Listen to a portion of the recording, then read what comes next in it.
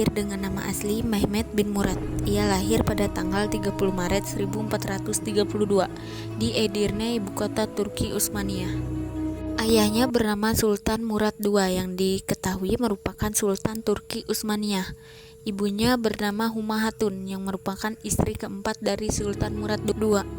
Sultan Mehmet dikenal dunia dengan nama Muhammad Al-Fatih, berarti penakluk. Orang Turki menyebut Sultan Mehmet dengan sebutan Fatih Sultan Mehmet Han II. Wafat pada tanggal 3 Mei 1481 di usia 49 tahun.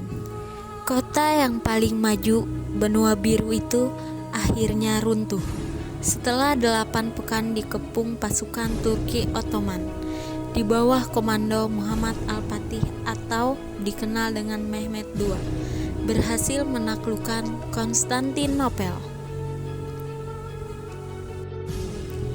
Pada 6 April 1453, sekitar ada yang bilang 80.000 prajurit ini merapatkan barisannya di bawah panji Turki Ottoman pimpinan Sultan Mehmet.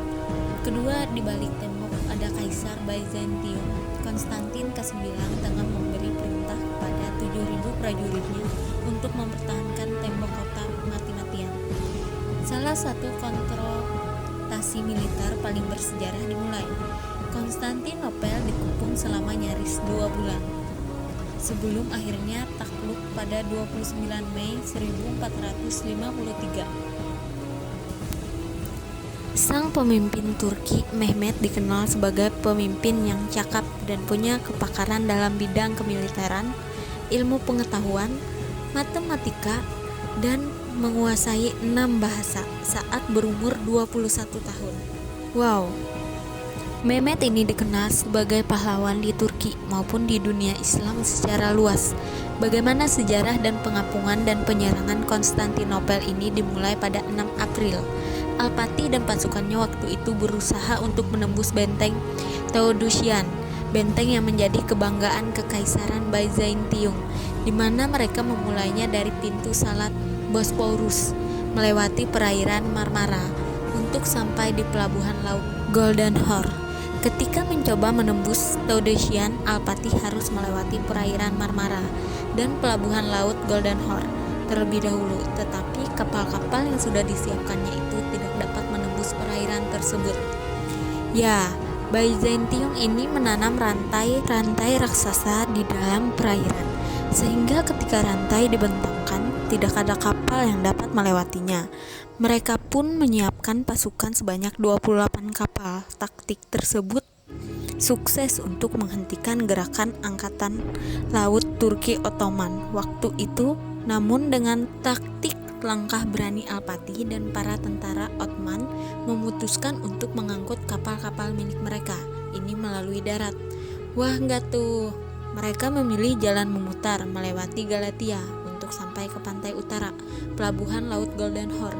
Selain melakukan penyerangan di atas tanah dan lautan, para prajurit Turki Ottoman juga berusaha menembus benteng lewat jalur bawah tanah. Al-Fatih memerintahkan para penambang untuk menggali jalur panjang di bawah tanah guna menghancurkan pondasi benteng berlapis milik Byzantium. Entah berapa banyak darah pasukan baik dari pihak Turki maupun Konstantin yang tertumpah di benteng agung Byzantium ini. Perang ini bahkan menjadi perang yang mengakhiri abad pertengahan karena berakhir pula Kekaisaran Byzantium.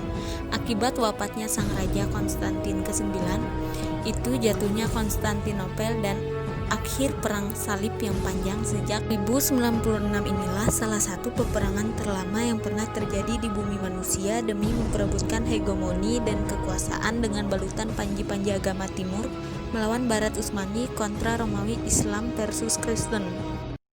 Ibrah yang dapat saya ambil dari Muhammad Al-Fatih atau Mehmet II yang pertama adalah pekerja keras, karena hasil takkan pernah mengkhianati kerja keras, dan inilah yang ada pada Sultan Mehmet.